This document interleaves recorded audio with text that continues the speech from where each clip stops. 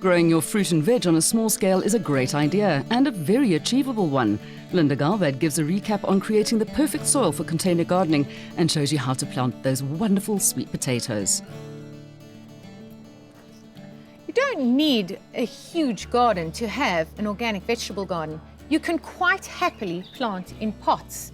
Vegetables grow in pots. All that's determined is the size of pot you need for the particular vegetable. As you can see here, we've got some strawberries, thyme, even some borlotti beans. At the top here, we've got some Swiss chard. The thing about growing in pots is you've got to make sure that you put the correct soil mix inside so the vegetables and herbs have enough to eat throughout the season so that you can continue harvesting. Another thing about pots is you must remember drainage, really important. You can't leave your pots in the direct sun for more than 8 hours. Possibly 6 hours is probably the best. And the reason for that is because they are growing in a smaller environment, they will need to be watered more often because they'll dry out sooner.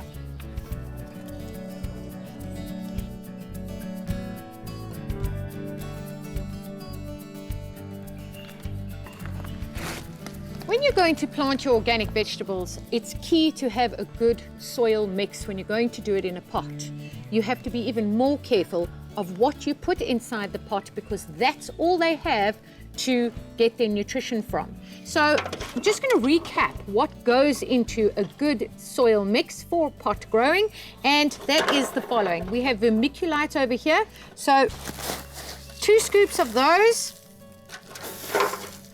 Fertilus worm castings, half a scoop of that. Put it in your mix. Potting soil, a good quality organic potting soil. 2 scoops of those. 1, 2.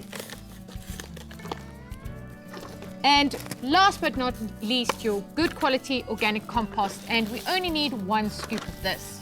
Right, let's throw it in, mix it all up. That is the kind of mix that you want to get. Remember, you have to put stones or broken pieces of earthenware at the bottom of your pot for drainage.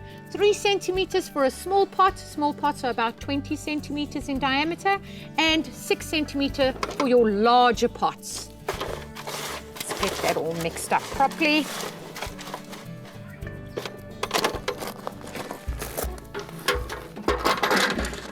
I am so excited. We are going to plant a sweet potato in these tires. The thing about sweet potatoes, which is different to potatoes, is that as it starts to grow, you don't need to really build up the soil because it grows outward, and the nodes along the stems go back into the ground and develop sweet potatoes like that. So this is an enormous orange variety sweet potato. We've prepared our soil in these tires. Truth be told, it will probably actually grow quite a few sweet potatoes, die back in the winter, come back in spring. I do have another one of these growing, and it's been doing quite well for about 3 years. In fact, 2 years ago, I pulled one of these babies out of there. So let's get planting. You dig about, well, in this case, it's going to have to be quite deep. So you dig for this size about, I'd say, 15 centimeters.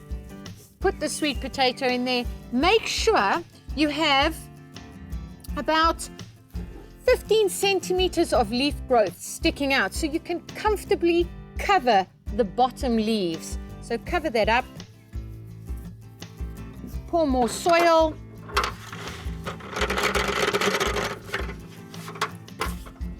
So, and water.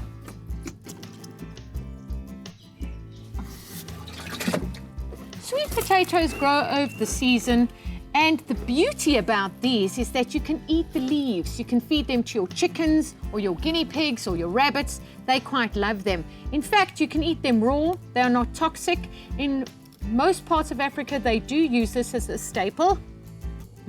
Delicious. Got a bit of a mild flavor.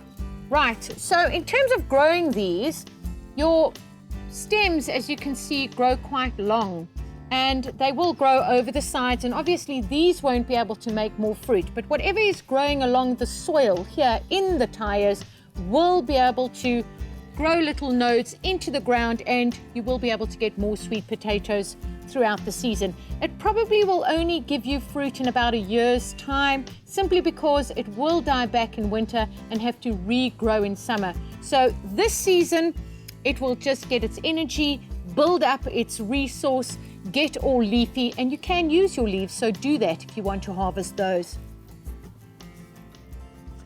So the wonderful thing about propagating sweet potato is that you don't actually need the tuber to plant to get more sweet potatoes. You can get a piece of stem about this long, this is about 50 centimeters, cut it off and create a small narrow groove, not very deep, I think about 5 centimeters is deep enough.